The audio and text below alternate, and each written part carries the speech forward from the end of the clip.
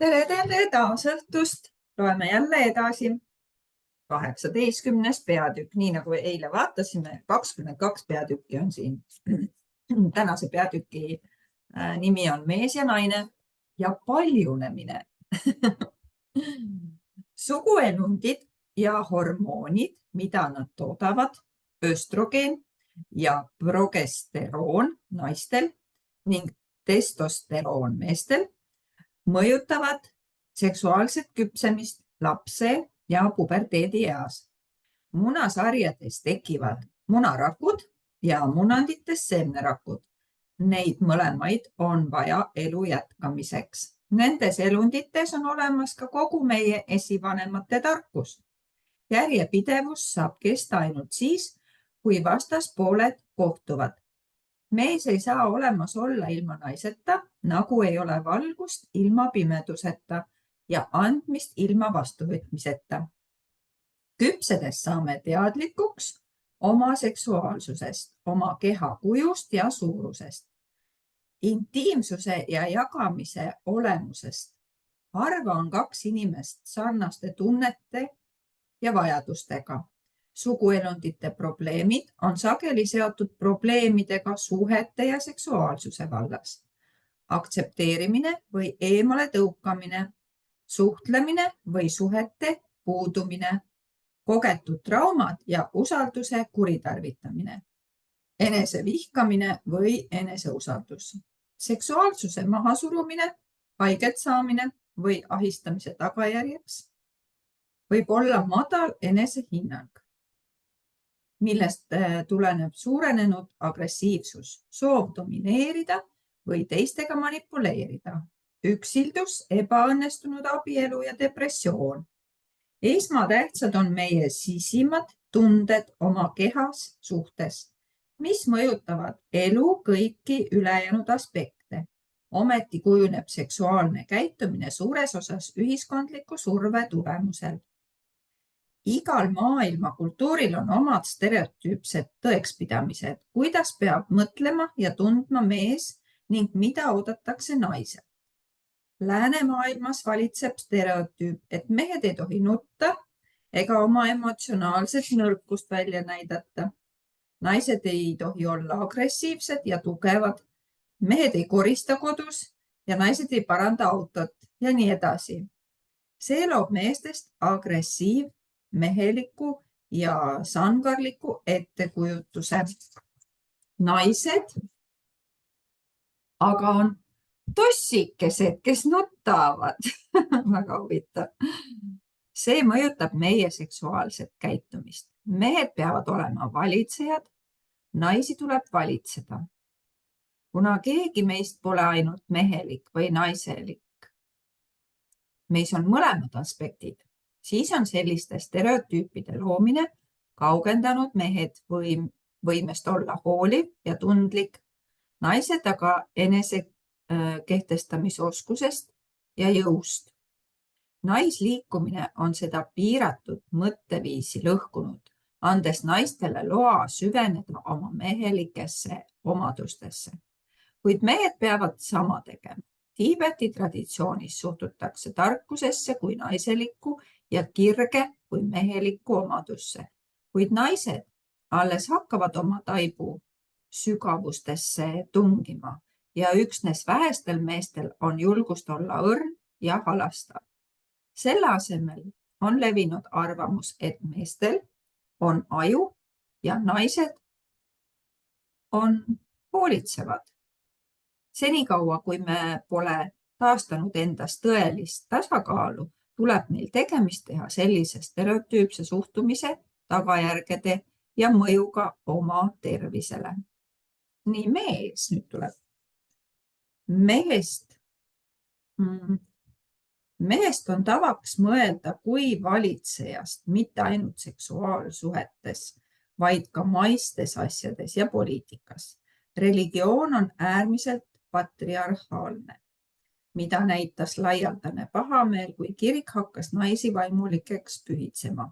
Naispoliitikuid on ikka veel väga vähe.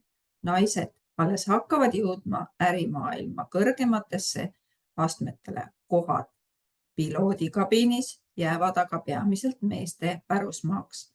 Meestel tasub ränk koorem, et õigustada neid ettekujutusi valitsemisest ja juhtimisest. Nad peavad olema targad ja võimekad, ebaõnnestumiste korral vaprad, mitte kunagi tahtejõuetud, abitud ja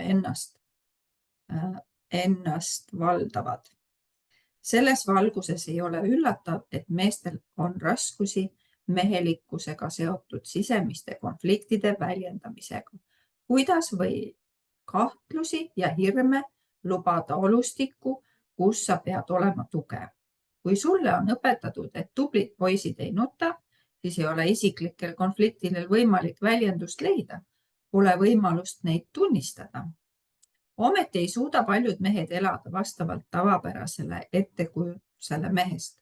Nad peavad ennast ühiskonnas silmis läbikukkunuks ja selle tulemuseks on tunne, et nad ei suuda nõudmistele vastata ning on abitud ja stressis, mis omakorda võib kaasa tuua probleemid suguelunditega ja sugueluhäired. Võib esineda peataolekut seoses seksuaalsuse ja sugueluga, samuti raskusi ühiskonnas oma kohustuste toimetulekuga. Suutmata aktsepteerida omaenda naiselikke omadusi, mõistetakse need omadused teiste meeste juures hukka, pidades niisuguseid mehi nõrgaks. Selle asemel, et nende tunnetega konstruktiivselt tegeleda, maetakse need liigse alkoholi pruukimise, aktiivse spordiga tegelemise, teleri vaatamise või töö alla, mis võib süvendada peataolekut. Suhtlus puudub, tunded ja tegelikkus on lahutatud. Kogu ajaloo vältel on siiski püsinud ettekujutus sõdalasest, kes on ühtaegu kartmatu ja õrnasüdameline mees ning kelle mehelik ja naiselik energia, jõud ja õrnus, tarkus ja kirg on tasakaalus. Mehelikud omadused ei sõltu siin võitlusmomendist, agressiivsusest ega jõu demonstreerimisest, vaid võrdselt kõigi olendite kaitsmisest. Sõdalane on kartmatu, kuid ta ei püüa näidata, et ei tunne hirmu, vaid tunnistab hirmu. Ta saab oma jõu nõrkustest teadvustamisest ja saab oma jõu nõrkuste teadvustamisest. See sõdalane tunneb oma südame sügavusi ja tunneb kõigi olendite valu. Mitte kedagi ei lükata tagasi, kellelegi ei öelda ära, kedagi ei kohelda halvasti. See ettekujutus innustab meid uurima, mida tähendab olla mees. Feministlik liikumine andis naisele võimaluse küsida, mida tähendab olla naine. Ka mehed peavad endale küsimuse esitama. Asjad on muutunud, rollid ei ole enam nii kindlalt paigas. Enamikus perekondades ei ole mees enam ainus toitja, aga ka raha teenija rolli jagades jagab ta ka laste kasvataja, pesupesija, koristaja rolli. Kes teeb süüa, kes jääb koju, kui laps on haige, feministliku liikumise 75 aastapäeva tähistamiseks vändati dokumentaalfilm. Me teeme sama tööd, aga mina pean ka toitu valmistama, koristama ja lastega tegelema. Kus on siin võrdsus?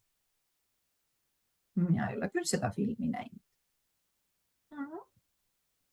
Ühiskonna surve oma tundeid eitada või varjata kombineerituna meheliku egoga, kellel on raske alistuda, tekitab tohutu vastupanu.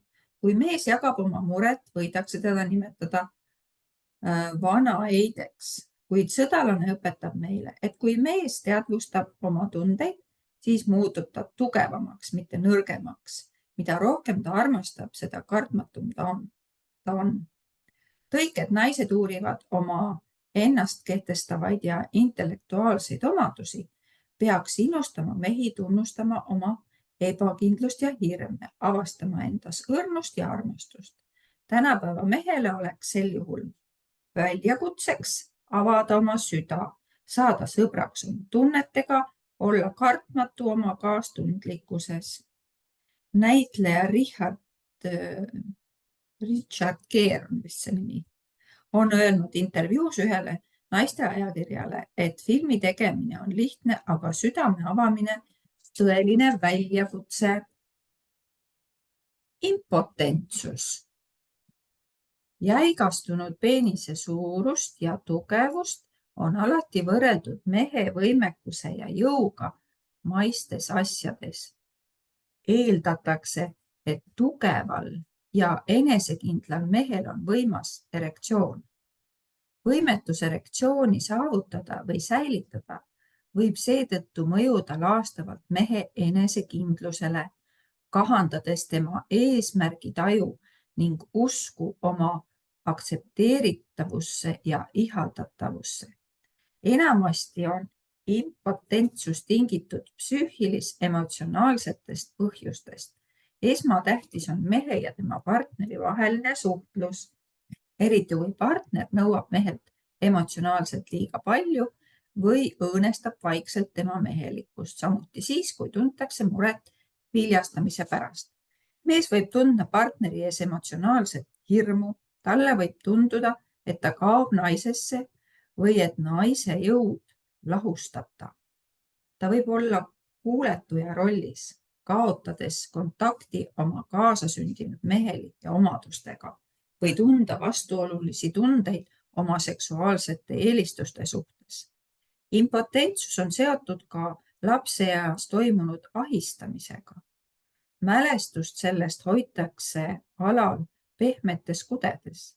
Seega võib peenisest leida mälestusi minevikus aset leidnud väärkohtlemisest. Impotentsus võib tekkida seoses kuhjunud süü või häbitundega või millegagi, mida pole teistega jagatud. Põhjuseks võib olla ka tööstress, kui on suunatud liiga palju energiat vaimsesse tegevusse, väljendamata end füüsiliselt või on tulnud tööl üle võimete pingutada, nii et kodu jaoks ei jätku energiat või on mõjunud nõrgestavalt liiga kriitiline ja agressiivne ülemus. See võib olla tingitud ka sellest, et tööd ei ole, näiteks pärast pensionile jäämist ja sellega seotud tundest, et sinust pole enam kasu. Kõigi nende võimalike põhjuste taga on hirm. Hirm kaotada kontroll või jõud, hirm jagada tõelisi tundeid ja lähedust, hirm, et pead ise enda eest seisma, midagi saavutama, midagi teostama. Need hirmud sunnivad meid tundeid maha suruma, olema perfektsionistid, eitama spontaansust ja hoidma seksuaalset eneseväljendust range kontrolli all. Potents on mehelikkuse jõu ja üleoleku väljendus. Selle kaotamine tähendab oma mehelikkuse kaotamist. See võib viia abielu purunemise, sügava depressiooni, isegi enesetapuni. Oluline on leida sisemine põhjus, et taastada enesest lugupidamine ja eneseaustus. Tähtis on sisemine teadlik lõdvestus. Samuti on oluline teadvustada, et tõeline mehelikkus ei sõltu suguelust, vaid sügavamast, tähendusrikkamast suhtest iseendaga. Eesnäärme probleemid. Eesnääre asub põie naabruses ja toodab seemnerakkude liikumiseks vajalikku vedelikku, hoolitsedes seega elu jätkamise eest. Eesnäärme probleeme esineb rohkem vanemas eas, kuna eesnääre on seotud paljunemisvõime ja selle teostamisega peegeldab ta sageli konflikte ja muresid, mis kerkivad esile seoses vananemisega. Pensionile jäädes võib mees tunda, et on kaotanud oma eesmärgi leivateenijana. Ta võib tunda end kasutu ja väärtusetuna. Eesnäärme probleemid võivad olla seotud ka rahaliste kaotuste ja raskustega, hirmuga vähenenud või kadunud materiaalse kindlustatuse ees. Paljud mehed tunnevad, et nad saavad vähe armastust või on armastusega kontakti kaotanud, kuid ei tea, kuidas see armastus kätte saada ja kuidas seda leida. Kui mees on kasutanud armastuse leidmiseks seksi, siis eesnäärme probleemide puhul osutub see raskeks ja nii muutub ka emotsionaalselt veelgi isoleeritumaks. Suurenenud eesnääre avaldab survet põiele, tekitades suurenenud vajaduse urineerida, isegi kui pole midagi väljutada. See viitab raskusele väljendada sisemist peataolekut ja igatsust. Munandid. Sperma on elu allikas ja sellesse tuleb suhtuda lugupidavalt. Munandid on selle elu mahutid, seega on neis varjul kõik sisemised hirmud, kimbatused, mis on seotud seksuaaliha ja varjatud püüdlustega. Munandivähk on kõige levinum vähivorm 20 kuni 35-aastastel meestel, mis viitab tohutule hulgale konfliktidele ja segadusele, mida mehed tunnevad oma seksuaalsuse ja potentsi suhtes. Ja nüüd tuleb naine. Viimase sajandiga on naise roll tohutult muutunud. Seisundist, kus naisel ei olnud hääleõigust, kuni naisriigi peadeni, kodupere naisest nii elukutset kui ka perekonda omava naiseni. Tänu pereplaneerimisele võib naine ise otsustada, millal tahab seksida, ilma hirmuta rasedaks jääda. Ta võib otsustada, kas saada lapsi või mitte. Ta kujundab ise oma tulevikku. Kõik need tegurid on radikaalselt muutunud naise ja mehe suhet. Kuigi paljud naised eelistavad olla iseseisvad ja neile meeldib tööl käia, on need muutused tekitanud suure nihke suhtumises naiselikkusesse. Mida tähendab olla naine? Mis tunne on olla naine? Kuidas olla päeval tööl? Ennast kehtestav, õhtul hoolitsev ema ja öösel avatlev armastaja.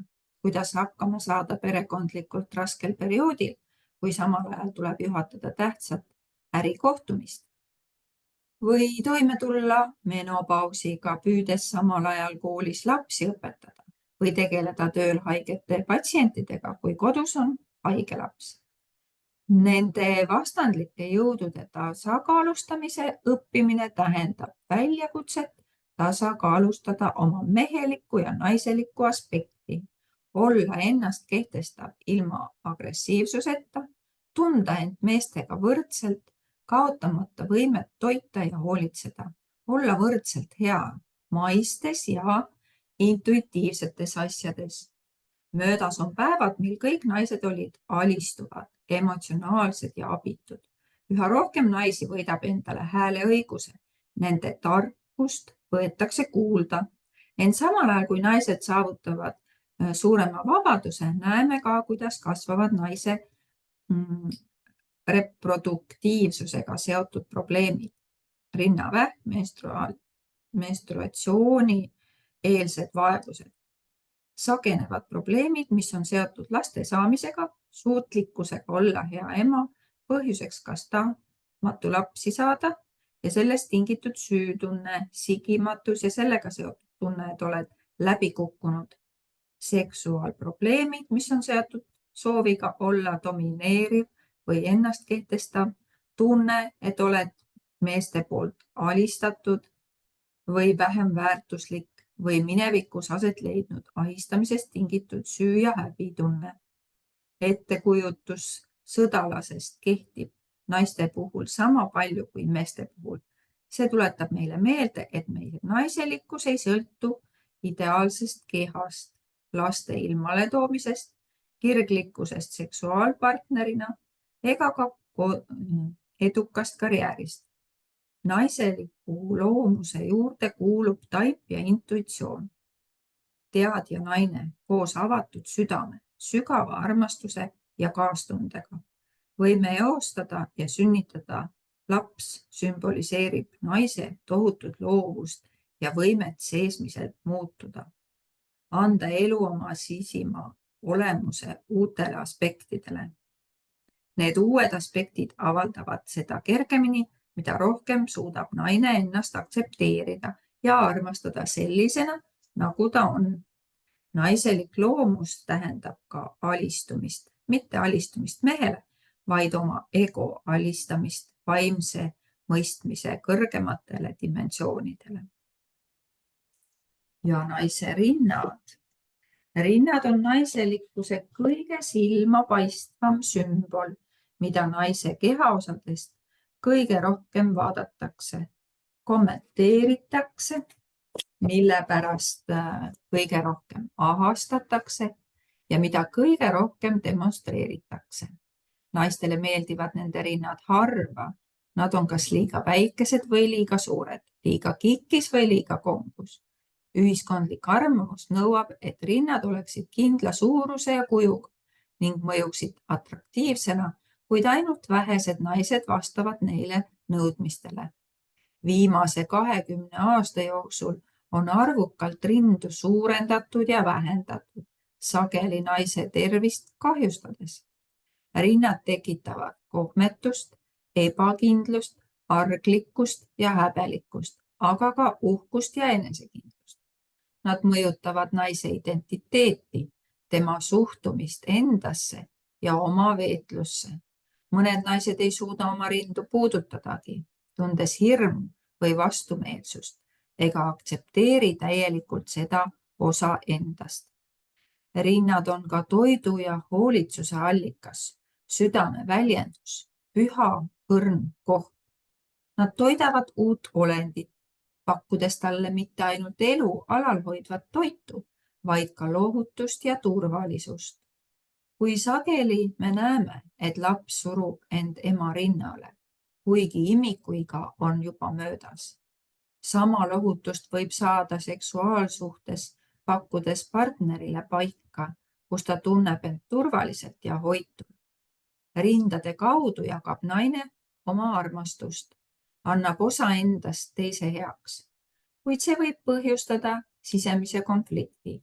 Kui naine ei saa lapsi, kui temast tekitab kimbatust rindadest imitsev piim või kui tal on raskusi lapse toitmisega, võib tekkida süü või häbitunne, vastumeelsus iseenda suhtes.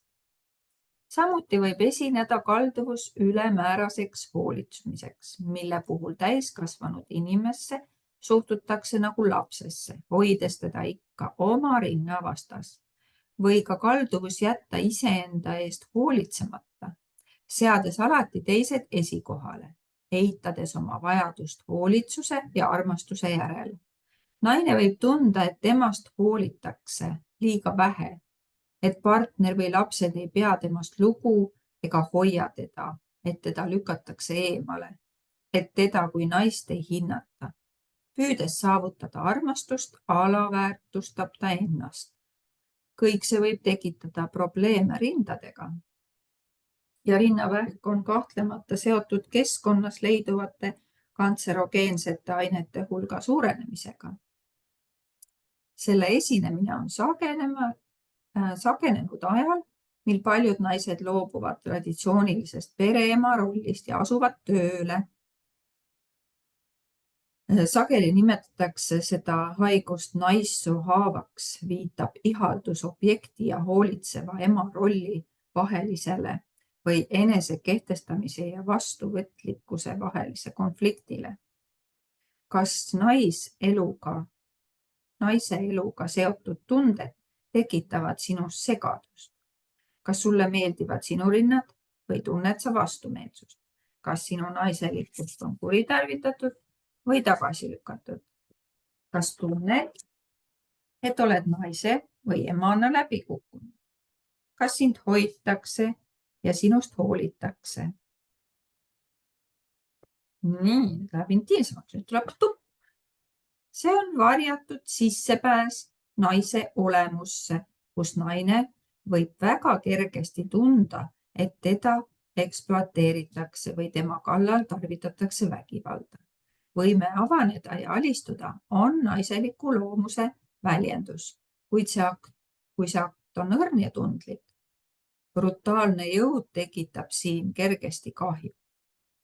Tupes avalduvad seksuaalsusega seotud konfliktid, minevikus toimunud seksuaalne ahistamine, seksuaalne äratõukamine, hirm, kontrolli alt väljuda, süütunne või häbi minevikus tehtu pärast ja hirm intiimsuse ees.